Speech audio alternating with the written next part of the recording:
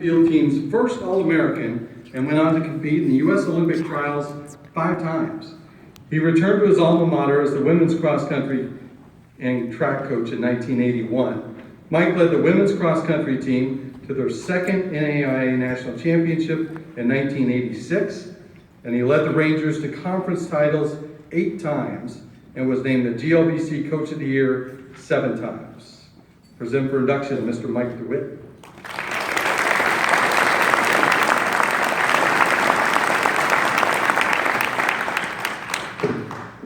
I can't tell you just what an honor it is to be here and to be standing in front of just about anybody that is my age, has crossed paths for about the past 40, going on 50 years. It's awesome. And so it's a little bit tricky as to how I'm going to come up and talk about here. I'm glad everybody talked kind of short. So, I'm a 50K race walk guy, 4.5 hours of just keeping going.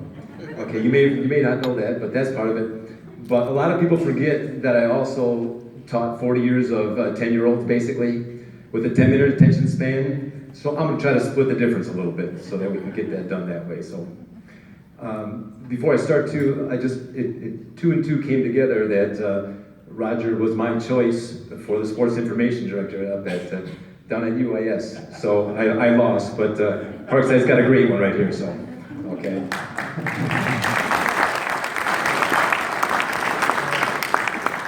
29 years as a coach, 4 years as an athlete, that's a third of a century.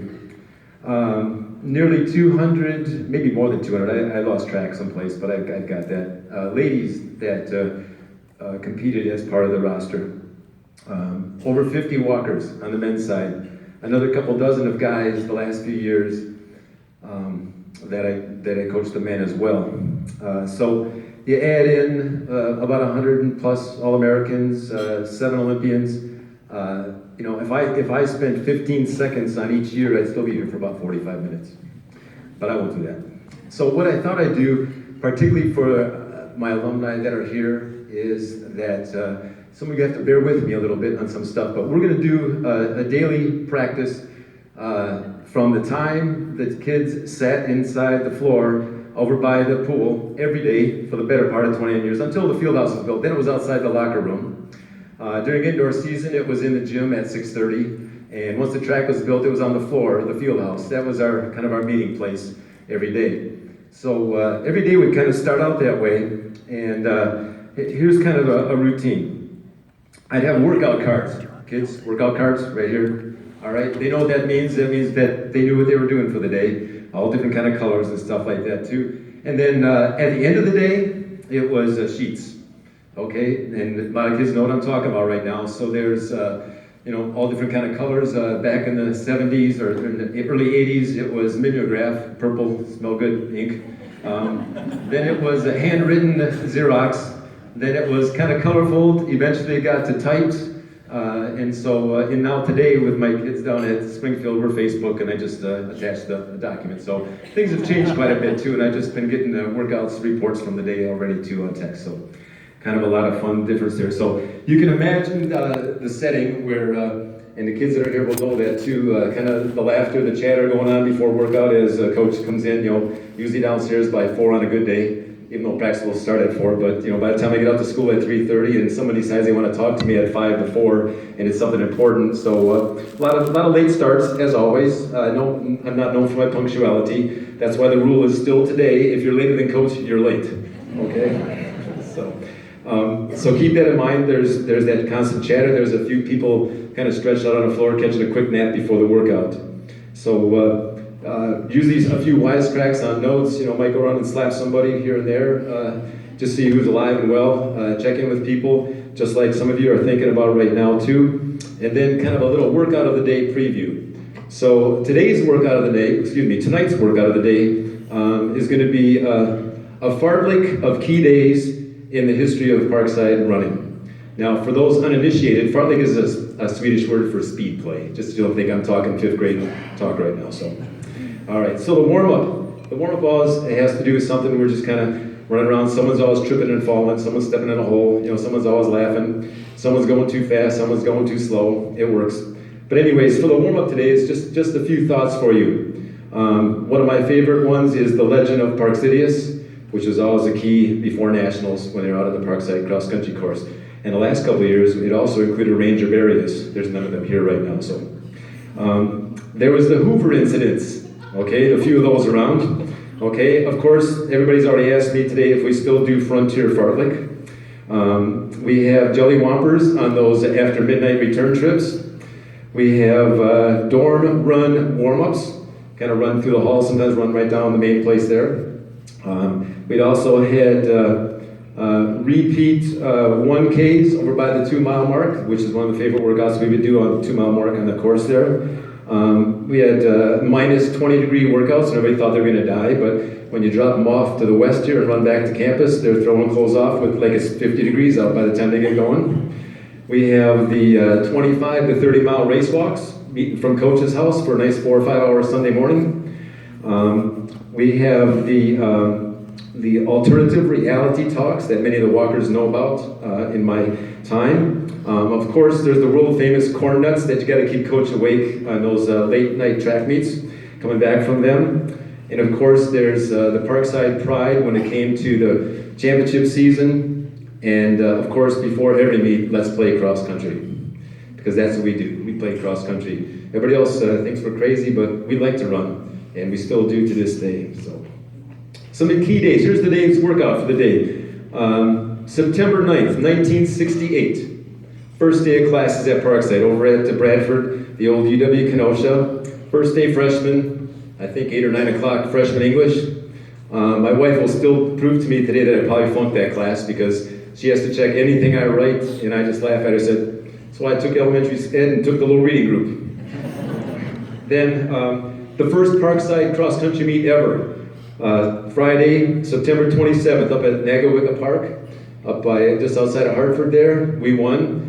Total of 15 runners in the race from 3 schools. We only scored 3 runners apiece, and we won 19 to 25 to 32, I think. I got it down here, but it was UW Waukesha and UW Sauk County and us. The first ever indoor track meet that Parkside ever ran at was on December 13th of 69 at the University of Chicago. Coach Lawson, Lucian was here at that point already. Great time. Freezing cold. Lucian's running barefoot at the time. It's probably about a 20 below 0 day, and he's wondering what the heck he's doing. Along with the next one is the first outdoor meet Parkside ever ran, which was March 28th, 1969, Arkansas Relays. Pouring rain, about ankle-deep cinders of mud on the track. The first cross-country meet held on this campus in October the 2nd of 1969. Cross-country course just stayed on this side of campus. I think we ran right through here because the chancellor's house is right in the backyard there, right through here. Give or take a few steps, probably. Going on to the most important date in my understanding here right now is January 28th, 1970. My wife Pam, who will be married to in 45 years, in November, met right outside Wiley Hall, handed out registration cards, computer cards. And we're still going strong and having a great time with it.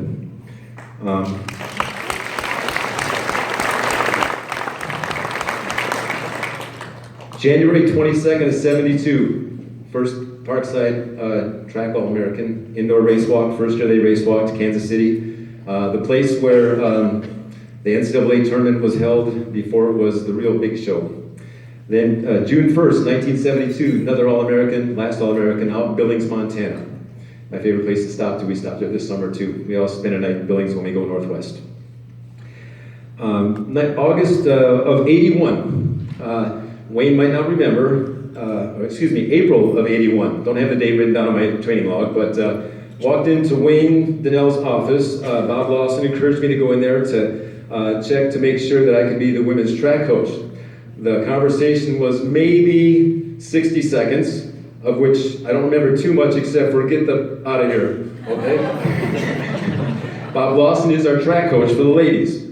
To which about a few weeks later, I came in and started as the track coach. It was great, and I owe so much to Wayne as we go along. So on there, just some things to highlight from that point goes to September 9th or 12th of 81 was the first meet I coached over at Marquette at Mitchell Domes. And about 3 hours later, with Coach Frecka, Dick Frecka, the tennis coach, and I worked my first college football game as an official. Great day, good day, you know, first college meet, first college football game as well. Then in November 21st of '81, first trophy that we were able to garner here out at Parkside in cross country with a 3rd place finish. Continues on with just some great events. 86 national championship team we'll talk about a little bit later. 94, our last year in the NAIA. Okay, we got the Triple Crown, maybe not the national championship Triple Crown, but we got the 4th place trophy in cross country, 4th place trophy in indoor track, and I always like to say without race walkers, and the 4th place trophy at outdoor championships. Something that's going to be really hard for anybody to beat for a long time. Then 95 was our first year in the GLVC. First GLVC championship meet we went to, we won, and just had a great time with that. And it was also a top 5 finish at NCAA's that year as well. Then going right on down the line and through the 90s, a couple of great teams of finishing, making it to national championships, finishing in the top 5, top 6, top 8, all those years. On to the 2000s, from 2001, 2, 3, 1, 2, 3, 0, 1, 2, skip 3, 4, 5, 6, 7, 8, 8 out of 9, 2 years in a row, winning the GLVC title with just a great group of girls. It's 2 full different teams and stuff as it goes along. Right down to June 30th of 2010, my last day here, of which all those memories are still held right here all the time too. So that's our workout for the day. So next thing we do is for our cool down is for me to say thank you to everybody, to the greatest of all, my wife, as I mentioned before, Pam, who was the manager that helped keep stats with Coach Stevens with the basketball games during the early years. I was kind of the home team manager when it fit in, road trip manager as well. Tuesday after we got married, went over to Western Michigan to Kalamazoo, helped cheer the team, kept the book on the sideline for him, kept his notes of pluses and minuses for him all the time. Great things like that too. All 4 of our kids, Allie, who's here tonight, Matt, who's here tonight, TC's out in California, but he's back in Wisconsin a lot, and Lindsay, right here in town. Not many coaches have the opportunity to coach 1 or 2 of their kids or 1 of their kids in college. All 4 or 5 years with them. Great opportunities to just travel and have some great memories. And again, they've done, the family is Parkside grads, and with All-Americans going along with all of them as well. So the person that was the most influential in my life passed away a few years ago. He was the same age as Jim, by about 20 days younger. Isles, that was here, and he taught me everything about sportsmanship, about working hard. You don't have to be the most talented, just have to work hard. That's what I profess around to the kids here that I coached in my classroom, of all those kids in Racine as well. And along with that, just the great thank yous to Coach Lawson and Coach Godfrey, my mentors. Lucian was best friends and compared things over the years for so long, teammate, coaching friends. Coach Steven, Wayne is the most important person because without him not throwing me out of the office the 2nd time, I wouldn't even be here. And just all of the people that are here tonight and all those other 33 years worth of influential people, I'm sincerely grateful for that. And finally, if it wasn't for God's gift of my ability to teach and coach, I wouldn't be standing here, and I'm so honored to be His representative to you. Thank you.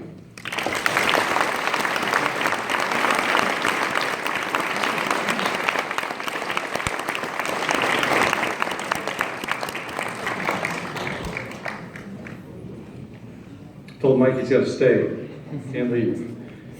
So our first team that will be inducted is the 1986